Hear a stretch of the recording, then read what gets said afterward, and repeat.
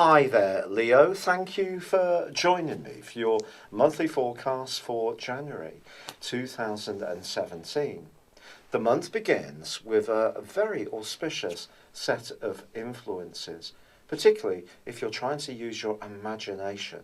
There's a sparkling set of influences which can see you thinking outside the box, whether it's about applying your New Year's resolutions to get fitter and be healthier and more virtuous about your life organisation. But I think this can also see you thinking in a much wider context about how you can make your life more exciting.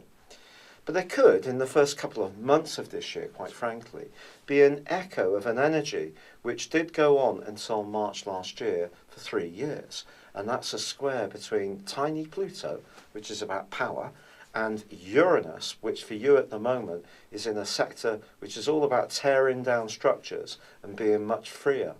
Now, Uranus happens to start this year, continuing its opposition with Jupiter, the planet of growth, but also angling well to Saturn, the planet of stability. And I think if you do make some informed choices or have some conversations with people that give you greater information, then this can help you to work away from a situation where you felt quite penned in and always been the person who's been very dutiful and responsible, but at the cost of your own independence. And I think there could be some pushes and pulls around this. Not everybody around you is necessarily going to appreciate your appetite for making changes in this way. Now, the full moon, which occurs on the 12th, is going to bring all of this up to the boil. And in the following couple of weeks, there could be some very turbulent scenes. Perhaps you're not wanting to be quite so confrontational or to the point about how you feel, but you may discover that you almost have no choice in order to defend your position. On the other hand, perhaps someone is going to prize out of you some kind of awareness for how they see that you approach situations, which at the turn of the year is not so obvious. The main thing for us all is to try to keep the lines of communication open. But ironically, Mercury, the planet of communication, is twisting backwards as this year begins. And it's possible that a detail that you're normally so nailed down around could catch you out in the first few days of this month, and then Mercury reverses back into your sister fire sign of Sagittarius between the 5th and the 12th.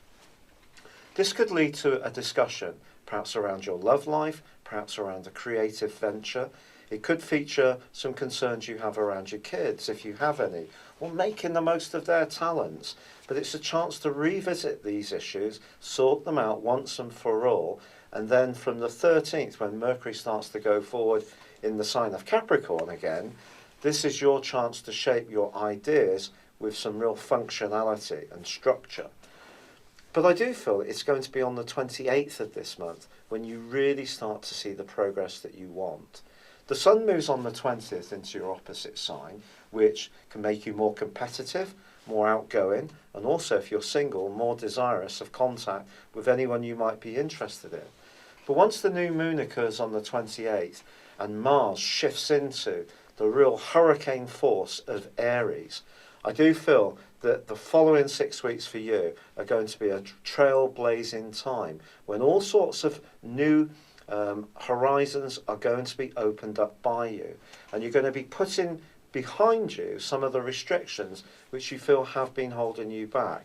All this can be very liberating. It won't be perfect. Of course, you'll still have responsibilities, but it'll be the ones that you really feel you want to give towards, rather than the ones you feel obliged to give towards.